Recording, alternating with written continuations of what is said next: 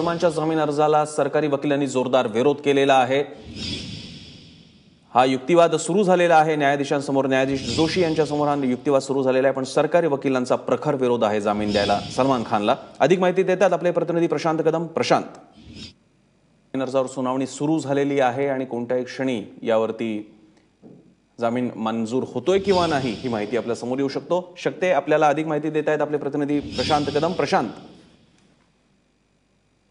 10:30 वाजताची त्याच वेळेला जामीन अर्जावरची सुनावणी जी आहे ती सुरू झालेली आहे आणि सकाळपासून ज्या गोष्टीवरती सस्पेन्स होता की रवींद्र जोशी जे आहेत तेच या संपूर्ण सुनावणीची सगळी कामकाज पाहणार का, तर तो देखील सस्पेन्स आता दूर झालेला आहे। कारण रवींद्र कुमार जोशी हेच या ठिकाणी न्यायाधीशांच्या खुर्चीवरती आसनस्थ झालेले आहेत आणि त्यांच्याच समोर या संपूर्ण प्रकरणाची सुनावणी होती आहे।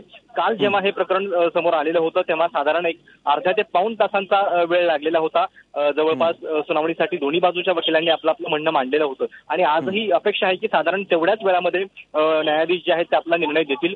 काल त्यांनी सगळे लोअर कोर्टमधून रेकॉर्ड जे आहेत ते मागून घेतलेले होते, त्याच्यामुळे आज त्यांचा निर्णय नेमका काय असेल याकडे सगळ्यांचं लक्ष असेल। आणि काल रात्रीमध्ये जी घडामोड घडलेली होती या संपूर्ण केसमधले जे न्यायाधीश बदलण्यात आलेले होते, तर आता हे म्हणायला हरकत नाहीये की ही बदलीची प्रक्रिया पूर्ण व्हायला अजून वेळ आहे। बदलीची केवळ ऑर्डर निघालेली आहे, त्याच्यामुळे जे जुने जज होते रवींद्र कुमार जोशी तेच या जामिनावरचा निर्णय देणार आहेत।